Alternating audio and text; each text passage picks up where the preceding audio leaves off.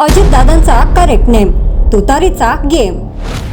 दोन खास शिलेदार शरद पवारांची साथ सोडणार. विधानसभा निवडणुकीत घवघवीत यश मिळाल्यानंतर महायुतीमध्ये जोरदार इनकमिंग सुरू झाले. निवडणुकीत 41 आमदार निवडून आलेल्या अजित पवारांच्या राष्ट्रवादीत परतीचे वारे वाहत असतानाच शरद पवारांच्या राष्ट्रवादीत मात्र गळती सुरू झाली आहे. अशातच आजपासून सुरू होत असलेल्या शिर्डी अधिवेशनाच्या पहिल्याच दिवशी शरद पवार गटाच्या दोन बड्या नेत्यांनी अजित पवारांच्या राष्ट्रवादीत प्रवेश करण्याचा निर्णय घेतलाय.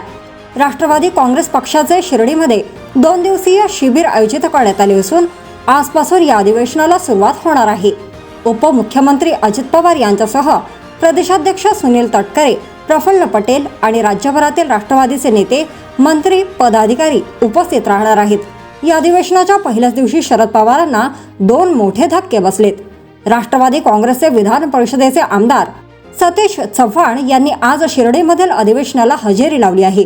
ते आज राष्ट्रवादी काँग्रेस पक्षामध्ये अधिकृत प्रवेश करणार आहेत. विधानसभा निवडणुकीआधी सतीश चव्हाण यांनी अजित पवार यांची साथ सोडत शरद पवार पक्षाची तुतारी हाती घेतली होती. यावेळी त्यांनी विधान परिषदेची आमदारकी रद्द करण्यासंबंधितही पत्रही पाठवले होते. सतीश चव्हाण यांनी शरद पवार गटात प्रवेश केल्यानंतर त्यांना राष्ट्रवादीमधून 6 वर्षांसाठी निलंबित करण्यात आले होते. मात्र आता हे निलंबन मागे घेण्यात आले आहे. त्यांनी शरद पवार यांच्या पक्षाच्या सदस्यत्वाचाही राजीनामा दिला असून ते पुन्हा राष्ट्रवादीत प्रवेश करणार असल्याची माहिती प्रदेशाध्यक्ष सुनील तटकरे यांनी दिली आहे. दुसरीकडे विधान परिषदेचे माजी सभापती आणि नुकत्याच झालेल्या निवडणुकीत शरद पवारांना साथ देणारे रामराजे नाईक निंबाळकर यांनीही शिर्डीच्या अधिवेशनाला हजेरी लावली आहे.